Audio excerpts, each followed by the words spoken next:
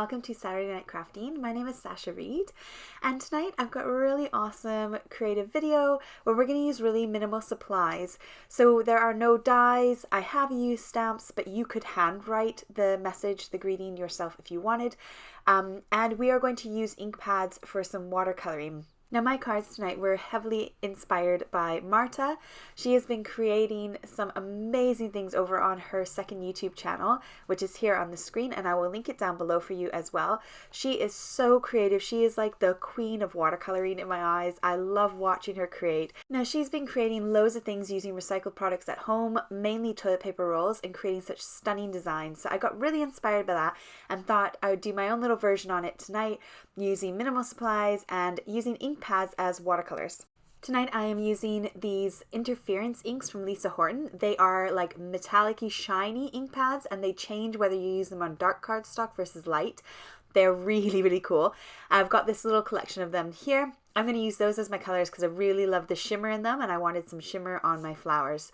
So you could use any water reactive inks, distress oxides, almost any dye ink pad should work here. So here's my little swatch of the colors that I've got. You can see the black versus the white cardstock and the different colors you get.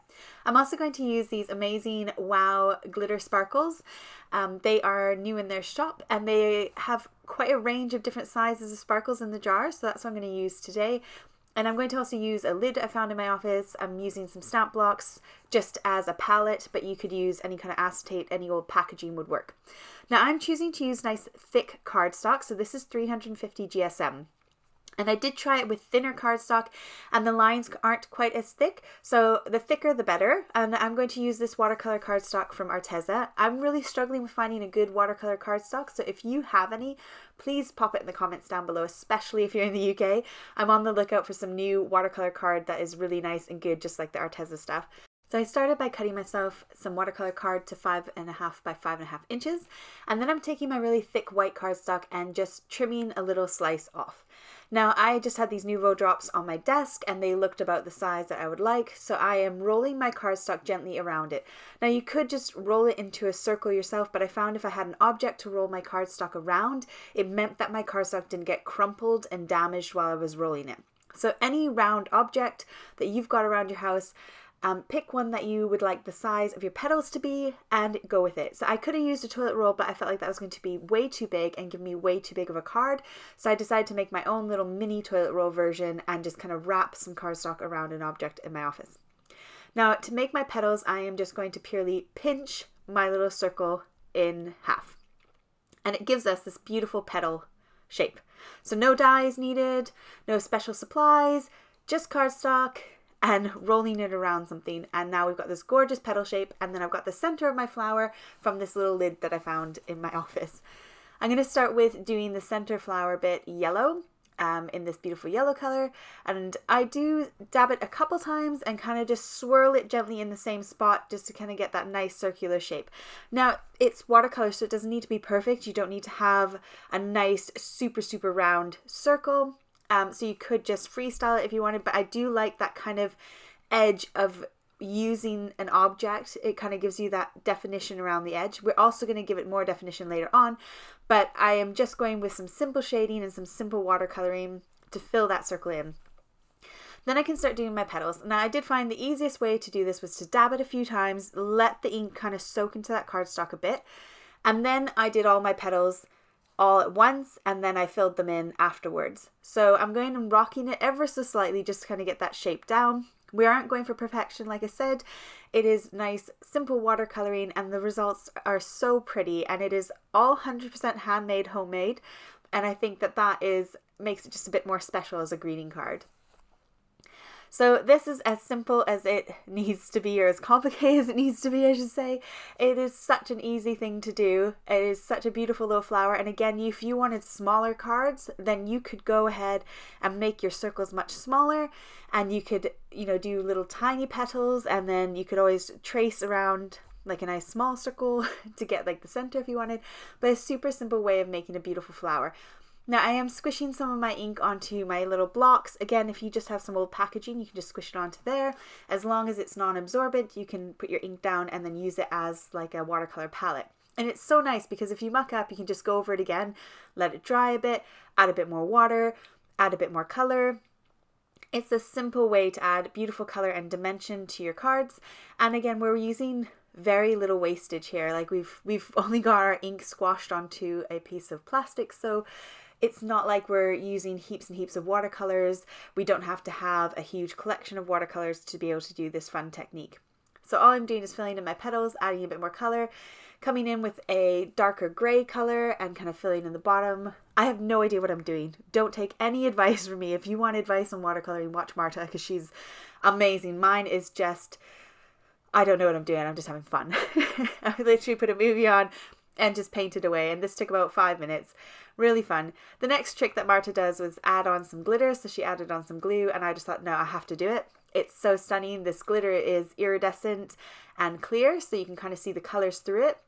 And I'm doing it sort of bit by bit because my glue is really, really fast drying. I don't want to do all my glue at once, so I'm doing sort of a few petals at a time and that center bit. And I'm just kind of pushing down my glitter ever so gently to make sure it sticks nicely into that glue.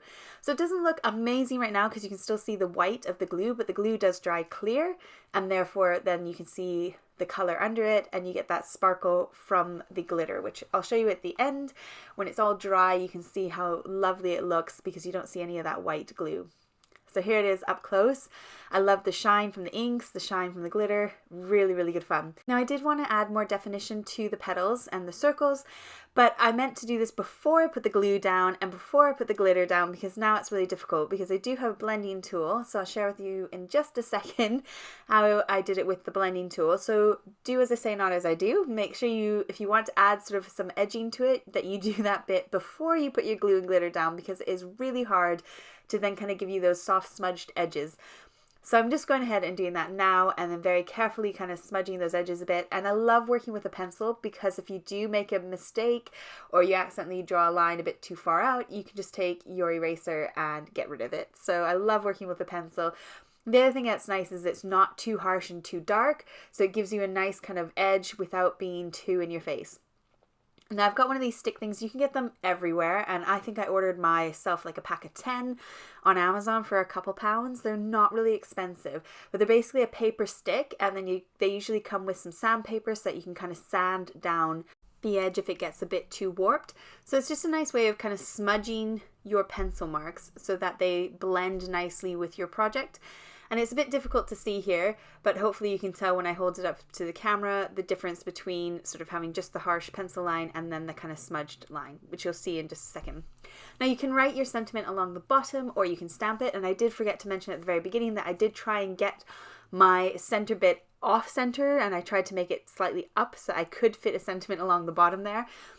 So that is something that would be worth bearing in mind if you do want that sentiment to go there. Alternatively, you could stamp and die cut out a sentiment and put it right across the flower in the middle. That would also look really nice as well. Now, given I'm using these letters and I'm going with the watercolor theme, I just added a little bit of water to my brush, and then I'm kind of blending in that ink along those kind of open gaps of this stamp set from Trinity Stamps. And I love how it turned out. I thought it looked absolutely gorgeous. Now here's the next one that I did off screen, and these are the colors that I used for it. And then just to share with you sort of the before and after of using the pencil and the pencil rubbing, just to kind of give you a better idea. So this one I did the right way. I didn't put the glue down first. I put the pencil down first. So I'm just going ahead and marking it all up with the pencil, doing the edges nicely. And then I can come in with that stick thing and give them a rub. And then it really kind of blends that pencil line into kind of like a nice softer line. So you can see how it looks before and after. And it's really, really nice. It's got a really nice effect. It just kind of makes that flower pop a little bit more. And yes, my petals are a bit uneven. I should have kind of gone for up and down and then side to side and then filled in the middles, but never mind, we live and we learn. This one I went a little overboard. I went for a full glittery center and then ended up losing all my yellow color, but it doesn't matter. I love it. I love how much glitter is there. And then I just did the tips of the flower. And then I cut it out, popped it up on some foam and stuck it onto a card base, a vanilla card base, and did the same thing with the stamp. And then this one here, I just cut a slightly bigger card base and popped it up on some foam. So really simple, easy crafting, hopefully using what you've got in your craft room and giving a beautiful watercolor, personally handmade card. Thank you so much for joining me this weekend. And if you celebrate Christmas, then Merry Christmas from my family to yours, and I hope you have a lovely holiday. Take care and see you in a week. Bye.